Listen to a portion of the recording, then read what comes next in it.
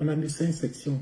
5 sections, une de l'armée de terre, une de l'armée de l'air, une de la gendarmerie, une de la marine, et ainsi de suite. À Marois, il était incapable d'inspecter, parce que c'est ça le but de la revue de troupes, d'inspecter 5 sections là, en les regardant droit les yeux, du pied à la tête.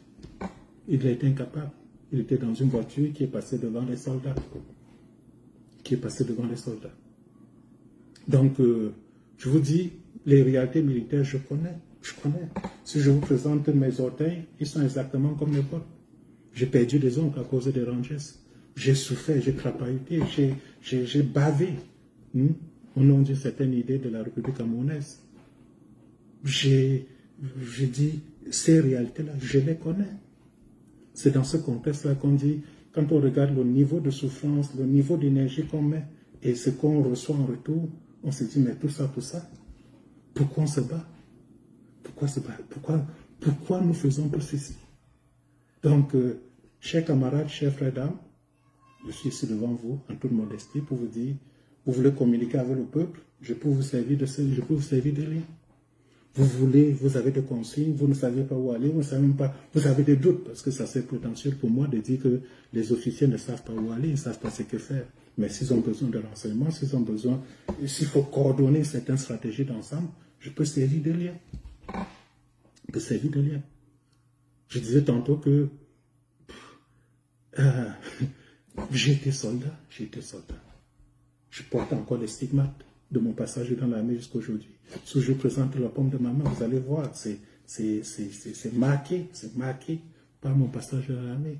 Mes orteils, j'ai perdu des ongles, j'ai dit, cause des marches de 40 km, des sacs d'eau, les nuits sans sommeil, tout cela, je l'ai fait.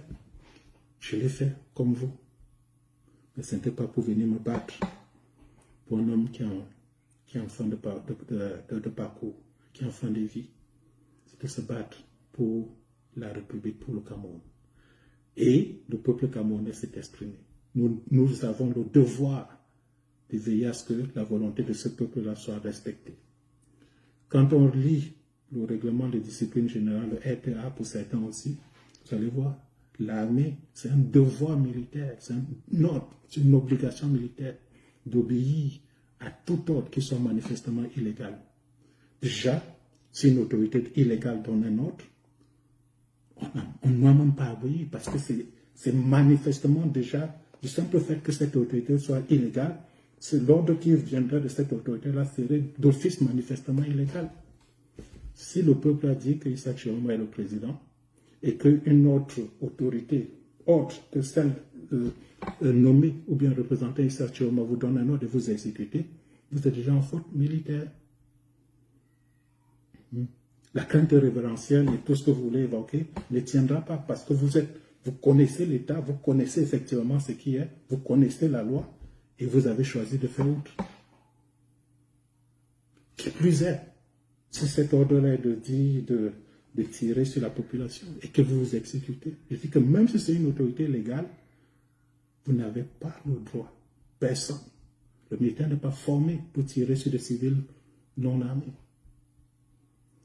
C'est ça la fonction militaire. Quand on dit le militaire il est là, c'est pour donner et recevoir la mort. Mais il ne donne pas. Le fait de donner la mort là, elle est bien régie dans un cadre légal qui est connu de tous. On ne tue pas de manière indiscriminée. Même si c'est un homme armé, quand vous l'avez de dos, vous ne tirez pas sur lui. Vous ne tirez pas sur lui. Donc, dans ce contexte, on vous dit que si on vous dit de tirer, c'est déjà un ordre manifestement illégal. Et le peuple s'en souviendra. Donc, soyez tempérés, soyez modérés, faites selon la volonté du peuple, parce que vous êtes là pour ce peuple-là, et non pas pour un homme.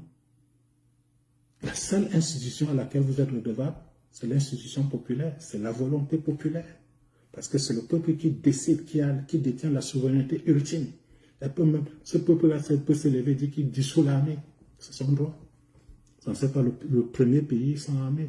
Le Costa Rica, il n'a pas d'armée. Mais le Costa Rica vit en paix. Le Vatican n'a pas d'armée, mais le Vatican vit en paix.